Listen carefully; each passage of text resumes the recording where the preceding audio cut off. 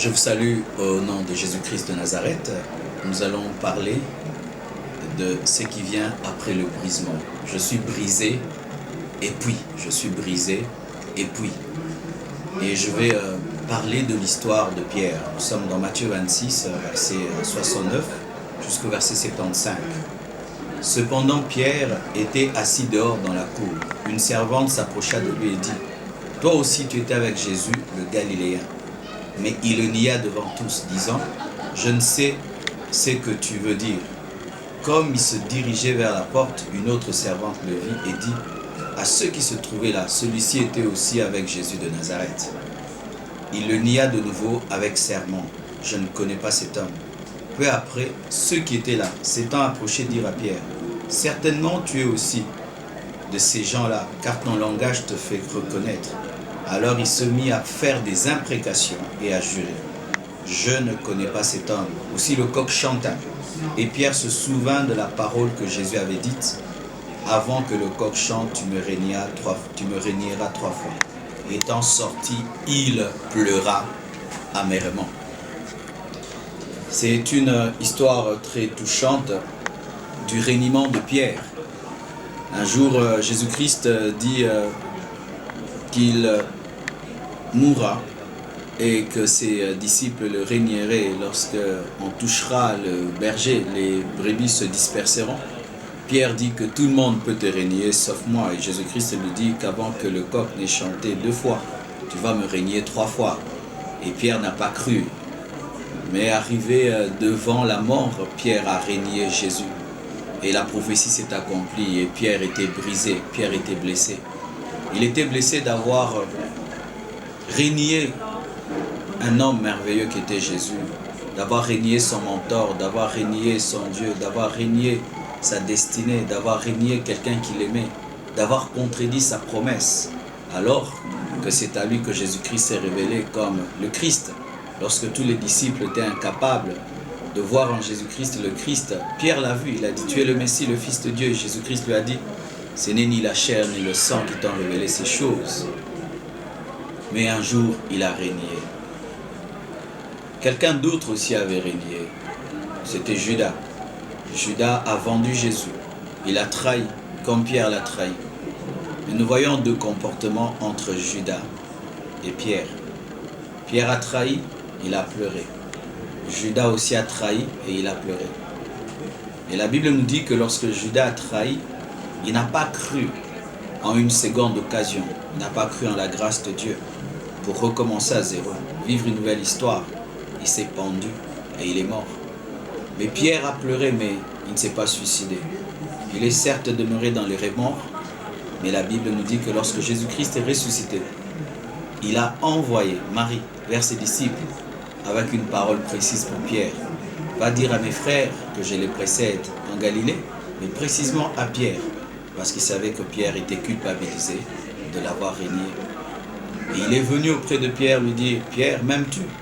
Pêche, paie mes brebis. » 3 fois, il lui a demandé cela parce que 3 fois lui aussi il avait régné. Pour annuler ces 3 régnements, il devait dire : « Je t'aime 3 fois. » Il t'est arrivé, ma sœur, de tomber, d'avoir un enfant avant le mariage, de perdre ta virginité, de perdre ta réputation.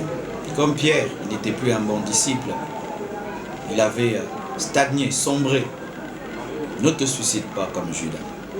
Reste vivant, car tant qu'il y a la vie, il y a de l'espérance.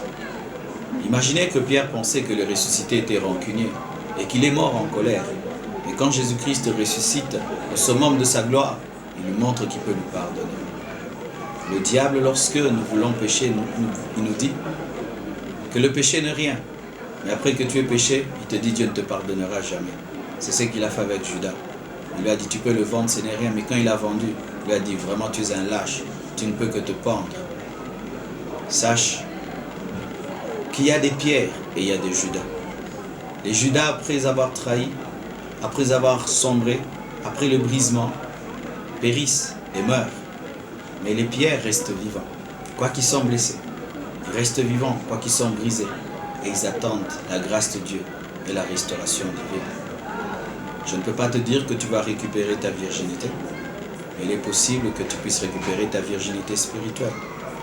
Je ne peux pas te dire que on t'appellera jamais fille-mère, mais on peut te respecter en tant que fille-mère, car d'autres filles ont avorté au lieu de donner naissance à un enfant.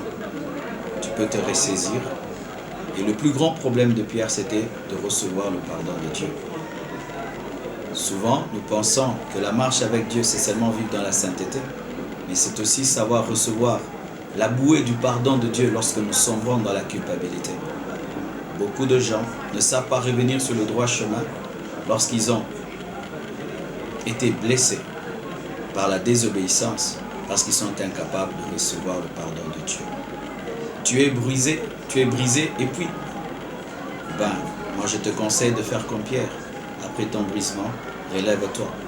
Cet homme qui a régné est devenu l'écrivain des épîtres. Cet homme qui a régné est devenu un homme qui a prêché le jour de la Pentecôte aux hommes et aux femmes. Il est devenu un homme prêt à mourir pour Jésus, prêt à accepter la persécution, à défier le Sanhédrin, à défier des grandes autorités. Et lorsque sa mort est venue et qu'il devait mourir encore pour Christ, cette fois-ci n'a pas régné. Pierre, dans l'histoire de l'Église, est mort, la tête en bas, les pieds en haut.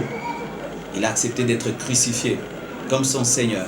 Et il avait refusé qu'on le crucifie la tête en haut et les pieds en bas, parce qu'il refusait de ressembler à Christ dans sa mort. Il a préféré qu'on le crucifie la tête en bas et les pieds en haut. Le régneur est devenu un martyr, parce qu'il a saisi une seconde occasion. Et la Bible nous révèle qu'il fera partie des colonnes de la nouvelle Jérusalem céleste. Si tu arrêtes l'histoire de Pierre lorsqu'il régnit, tu prends une photo, tu vas croire que là, tout s'arrête là. Mais sa vie, c'était un film qui continuait. Il allait revenir à Dieu, entrer dans la chambre haute, recevoir le feu et être un puissant serviteur de Dieu. Ne prends pas une photo dans ta vie. Tu as perdu ta virginité. Tu es devenu une fille-mère. Mais la vie continue. Tu peux te ressaisir. Tu peux te repentir. Tu peux recevoir la grâce de Dieu. Et tu peux être utilisé par Dieu. Si Rahab la prostituée est entrée dans la généalogie de Jésus-Christ, si Ruth la Moabite, qui est sortie de l'inceste d'un père avec ses filles, a été greffée à la généalogie de Jésus-Christ, sache qu'il y a un plan de Dieu pour toi. Ne désespère pas, reviens à Dieu. Prends la décision de suivre Jésus, de te mettre en ordre et de recevoir ton pardon. Sors surtout de la culpabilité. Tu es brisé et puis, reçois la grâce de Dieu.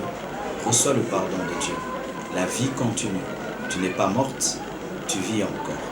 Que Dieu vous bénisse abondamment. Merci. Merci. Amen.